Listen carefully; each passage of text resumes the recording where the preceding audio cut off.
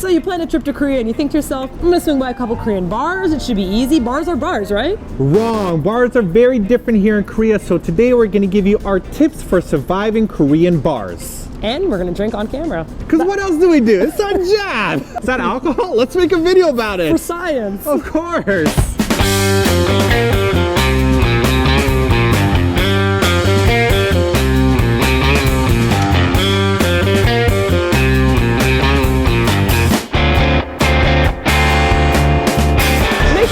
To something that's on the ground floor. A lot of awesome bars in Korea are on the second, third, fourth, ninth floor. Korea is very much a vertical society, so look up.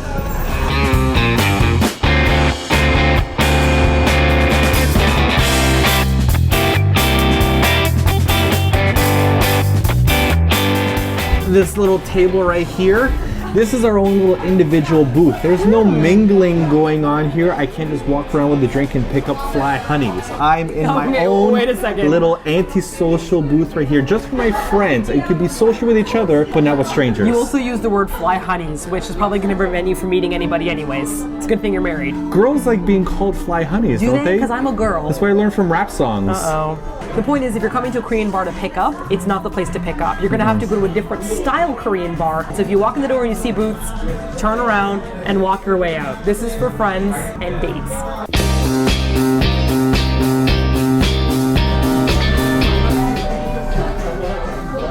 That's right, you don't call the waiter, you don't try to get his attention or eye contact or smoke signals. You push a button, it ding dongs, he gets a little number on his arm and he comes over and takes your order. Consequently, there's no tipping in Korea, so you don't have to pay someone for good service if they had eye contact with you the whole time. No, you buy food, you pay for food, that's it.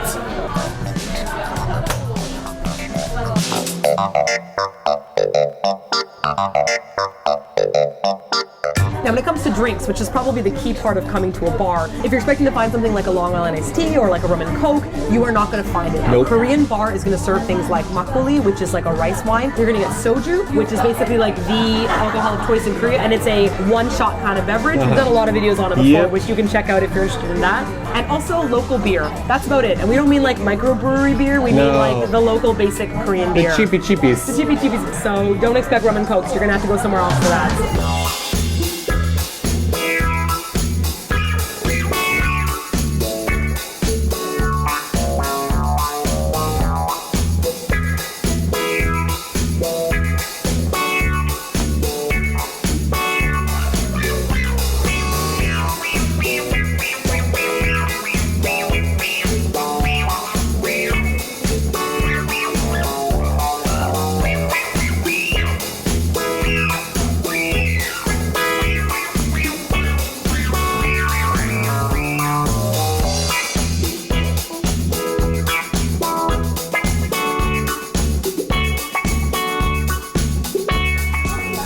Oh yeah. Okay, my turn.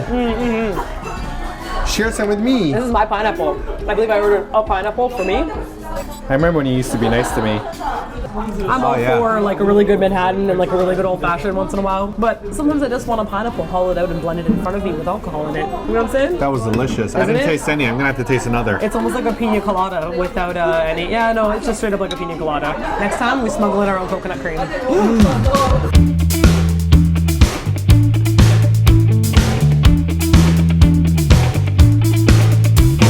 One of the weirdest things about bars in Korea is that when you come to one of them, you can't just order drinks. Like in North America, you can go to a bar and order like a beer or like a rum and coke or something. And in Korea, there's something called anju, which is basically side dishes for drinking, and it's mandatory that you buy one of them. Think of the side dish as a main dish. You need to buy a main dish with your drink here. This might be confusing to some people that are visiting because they think that they're being ripped off or they're being pressured or they're being kicked out because they're foreigners, but that is not the case. You might be a little bit weirded out by the anju prices because like from here we got them from like $15, $16, $18, $19, $20. They have like the $50 set combos for couples and stuff. Don't think about these as individual meals that you're having yourself. You're ordering anju that you could share with your crew of people. So bring as many people as you can so you can all chip in and pay for this gigantic meal. Korea is very much a food sharing society. You don't just have a dish. You have one dish or a couple dishes and everybody's reaching in. So remember, if you're sick, don't be a dick and go home.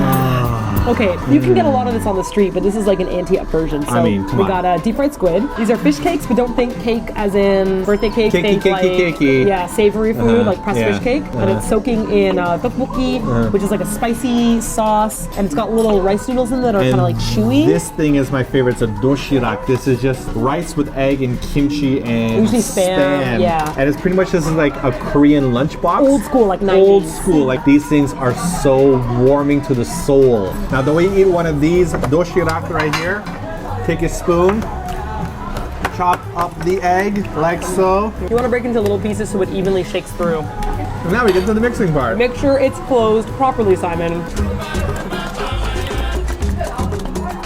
Oh yeah, you like them doshiraks. I like to shake my doshirak. My doshirak, I shake all day. So you can see this, it was supposed to mix up, it really just mushed everything around. But it's almost there. So we got some kimchi, we got some egg, we got some rice right there. We got some deliciousness. I trusted you. Okay. Now there are a lot of different choices on Korean bar menus. Usually you have like fried food that are kind of like finger foods. I dripped sauce in my pants. But if you stop shoveling food in your mouth for a second, you know it's a plate, right? Simon, like, what's his plate? I just eat What from is home. plate? Now, Korean bar food is usually goes from like dried squid, maybe some finger foods, all the way up to like soups that you can share. So it's really up to you if you want to like stay and talk and chat over your food and linger, or if you actually just want to shovel food down your throat, like Simon's doing right now. See, look, Martina's gonna keep on talking forever. I'm gonna eat this before it goes cold. I'm gonna take this giant fish stick. Ooh, look at the steam coming off of it.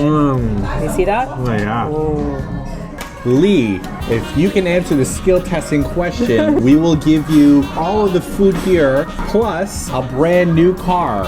Question, what is my name? 10-second limit. 10, 9, 8. No answer. I'm sorry, you can't answer that because you're not here, not filming with us right now. I'm sorry, Lee. No free car for you. We sent everybody home. We're like, oh, we're so tired. And then we went to a bar.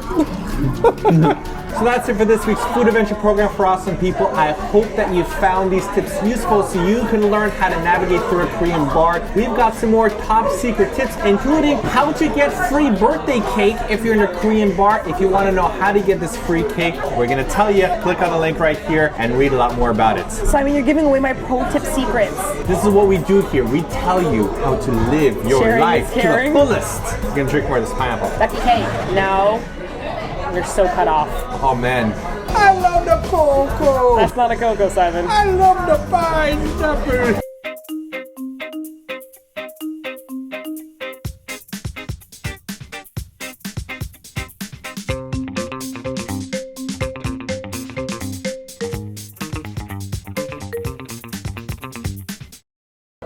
Nothing.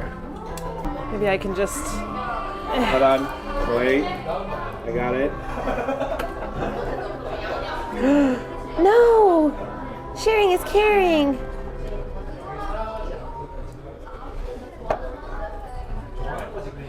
That was delicious.